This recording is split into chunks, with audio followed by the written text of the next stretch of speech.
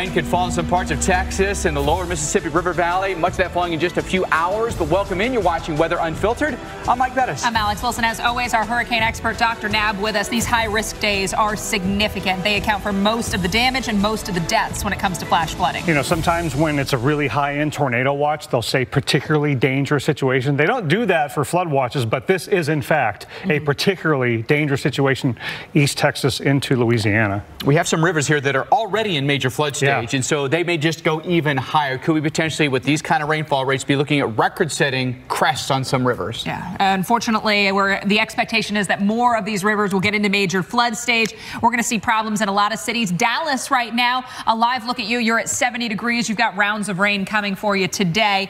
So just one of the cities. And anytime we've got a city, we know we've got more pavement, we've got more runoff. So it's not going to take as much to cause problems there. No, for Dallas, for Houston, for Lake Charles, you don't have to have as much rain as you do in the nearby more rural areas because of what you say, the pavement in those big metro areas, it's not going to be absorbed. All right, well, we're going to break it all down for you. Of course, a lot of concern for folks who would be out there traveling on the roads and folks who live near these small creeks, streams, and rivers. So activity, most of these are related to driving. Total deaths for the year 2024, 18. 9 of those came while driving. So 50% of our deaths this year were from people in vehicles. 2 walking or hiking, 2 fell into the creek or the area of flash flooding, and then 5 designated as other. But again, we know so many times it is people in vehicles that get themselves in trouble when we've got water problems. So don't get off guard when there is a threat of flooding. Got some important safety advice for you.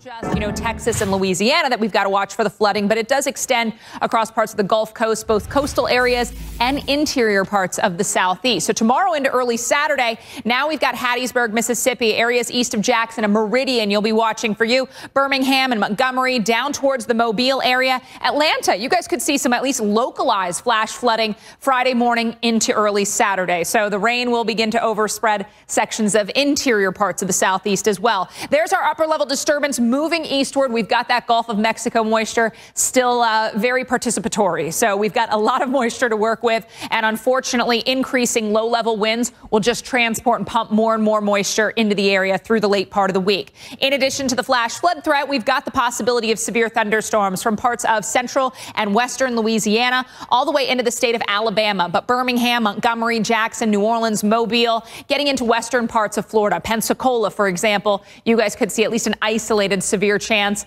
I think we'll see at least scattered severe thunderstorms in this zone. Atlanta up towards Nashville. Isolated severe chance for you as well. Torcon values of a 2 farther west you go, down into southern sections of Alabama, southern, third of Mississippi, and then a good chunk of Louisiana, a Torcon of 3. So not a high risk of tornadoes, but not a 0 risk either. I think this would be an isolated risk of a tornado.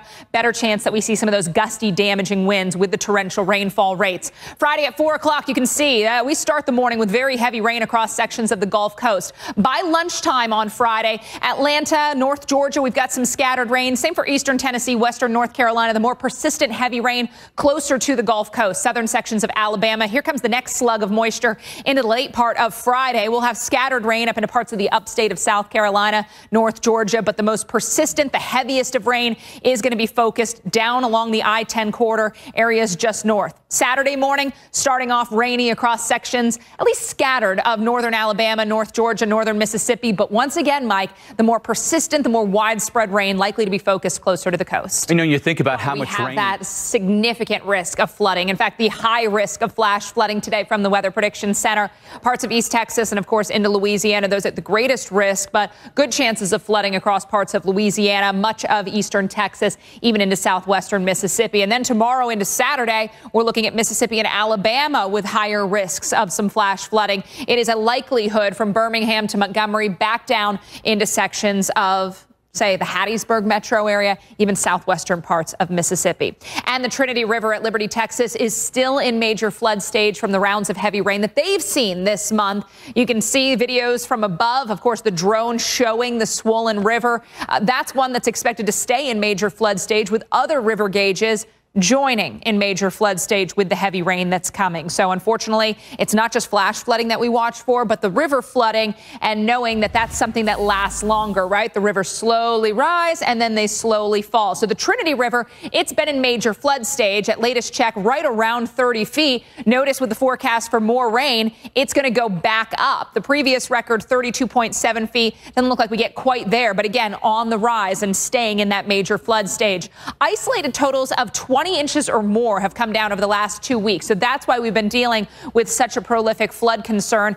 Grounds are saturated, rivers are swollen, and now we're adding more into the mix. Again, it's like, like on Thanksgiving, when you're already stuffed, you can't add any more in there. And unfortunately, that's exactly what we're doing with the rainfall. We've got too much rain. There's just nowhere for it to go. So any additional that falls will result in the flash flooding or those rivers getting even higher.